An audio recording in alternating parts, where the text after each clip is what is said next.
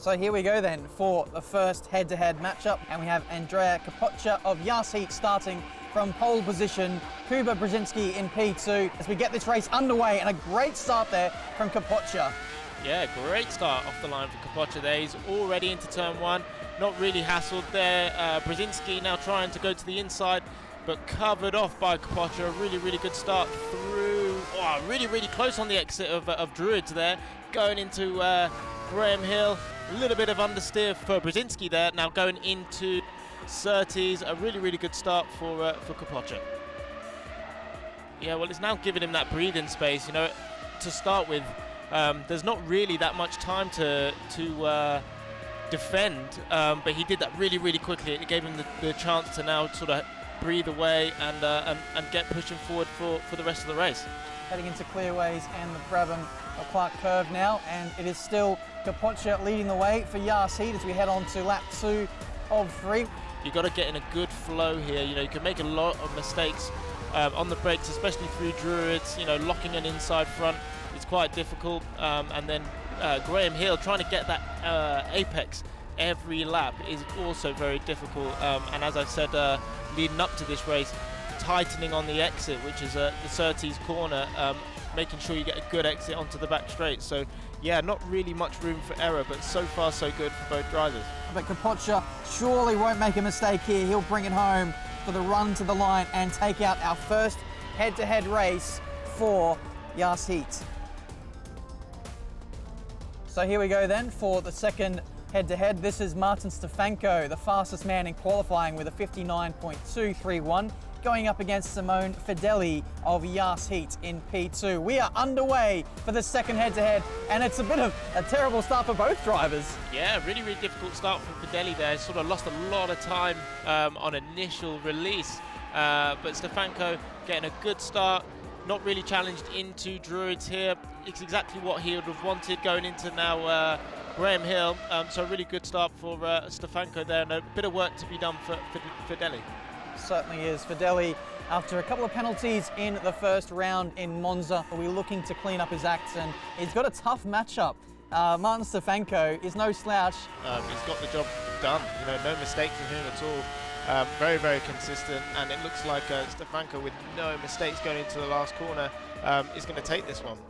Looks like that will be the case. It is a lights to flag victory for Martin Stefanko of Willams. This is the showdown. Whoever takes this race will take a championship point for their team. We have Wisniewski starting from pole position for Willams, and it looks like a good getaway from our pole sitter, Nick. Yeah, great start from Wisniewski. Both drivers are in their debut here, so a lot of pressure for both of them, but so far so good. Wisniewski getting a good start, unchallenged into turn 2, Druids there, so Honzik got to make a bit of ground throughout the rest of this lap. He's got to strike while the iron is hot. Really do have to work hard, get it close to the car in front, really get tucked in underneath that rear wing. I guess just try and force a mistake because the straights aren't really too long here in Brands Hatch. So just keeping the pressure on and hoping for that mistake. No mistake on the way in or mid-corner, and exit looks strong, so it looks like Wisniewski's going to take this one. And he has indeed. It is another lights to flag victory. It seems so far no one can challenge from P2, but we'll see if the team relay race can change those odds. We have a 1-0 lead for the Willams Esports boys heading into the next leg of the matchup. Here we go, we are underway, Nick. Yeah, great start there from Yas Heat with Kapocza going around the outside, but didn't actually make it. So a good breathing space for Stefanko going into Druids. Good exit for him. He's sort of gained a lot of time, 7/10 just from that. Oh, wow, big mistake from Yas Heat there. But for those of you who are new to this series, we have the relay race here, and this is where each driver will be contesting 3 laps before they come into the pit lane and swap drivers with their teammates. One driver, however, can do a joker lap, which means that they can do an additional lap, taking the tally up to 4. Are on their debut, so their first relay race for both of them. So who is going to come out on top here is going to be really, really exciting. Both drivers looking quite relaxed, quite composed, no stresses there. But it's going to be a telling time. Let's see who's going to get out first. Hopefully no mistakes by jumping the pit lane. And you don't know yet because as Honzik might have a penalty just because of Fideli's mistakes, but let's see. I bet these drivers look nice, nicely calm and collected, but I bet internally they are absolutely bricking themselves as they get ready to head out onto the circuit once more. It is Willams of Wisniewski leading the way, 2.1 seconds, so it looks like a small gain there for Yas Heat. It looks like Willams are going to take this one, going into the last corner at Clearways here, and done a fantastic job for everybody involved, so a good race done there from Williams. So Wisniewski crosses the line in first, Honzik home in P2 for Yas Heat. Williams will be heading into the final team race with all of the momentum. This is the team race. We have Kuba Brzezinski of Williams starting from pole position. Challenging him in P2 is Kapocha, and we are underway. Fantastic start there for Kapocha, going down the outside into turn 1, and now leading into turn 2 at Druids, which is a fantastic start from him. A little bit scruffy from the guys at the back, but a great start. Look, he's checked out pretty much through Graham Hill, and a great start for Kapocha.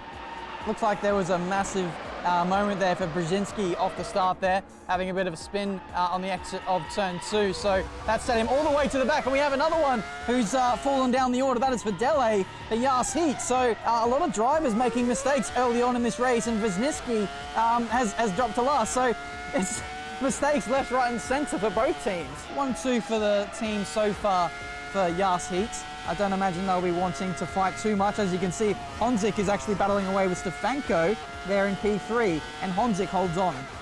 Yeah, fantastic job there for Stefanko to be putting in the laps and catching up to Honzik. So hopefully in the next lap or so, he's going to be within striking distance.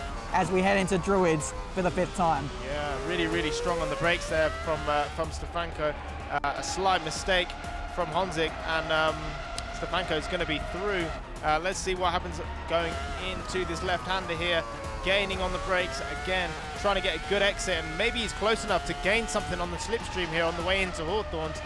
You can see Brzezinski's now catching Stefanko as well, so it's going to be a three-way fight for second place. Stewards are looking into Honzik and his track limits, so there could be a penalty. Oh, someone's off in the background. Oh, what a shame, Fideli making a mistake. And as I said, Ben, you know, you make a mistake here, it really, really bites you hard. But yeah, big mistake there for him, which is a real shame. You can see now Brzezinski getting really up close to Honzik. He won't know that the stewards are looking at a potential penalty from him.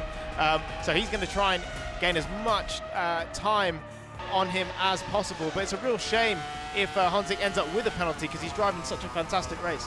Certainly will be. So it looks like there might be a shift in momentum here. Was that a mistake for Fideli there on that lap? Yeah, it was indeed. So a mistake for Yas. We could see a potential penalty for Yas Heat as well. I have driven this car briefly myself, and in its stock configuration with no setup applied or anything, it did feel quite understeery actually through high-speed corners. So if that's how it feels in clear air, imagine what it must be like for poor old Brzezinski here tucked up under the rear wing of Honzik for this entire race. We have heard drivers complaining about overheating issues as well, and when you're 14 laps into a race like this, many high-speed corners, tyres really do cop a beating here, so it's just fighting that horrible feeling in the car and just trying to dig deep on this last lap. It looks like an opportunity may present itself here as Honzik is looking a little vulnerable now as we head into the middle sector of the last lap, Nick. Yeah, how much of a slipstream can we get? He's going down the outside. Oh, not the place to go really.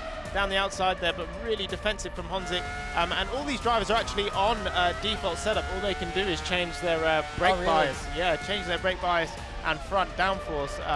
So they're all doing a fantastic job, and that is allowed Kapocha now 2.6 seconds gap as he heads into the last corner, but it doesn't look like Brzezinski's going to get the job done, and Kapocha takes the win. Very, very commanding. What a phenomenal drive there from Kapocha. Got into the lead, held it, mistake-free. Honzik as well, massive shout out to him for flying the flag for Yas Heat and holding on for a 1-2 for the team. In the end, it is a point going the way of Yas Heat in this final matchup.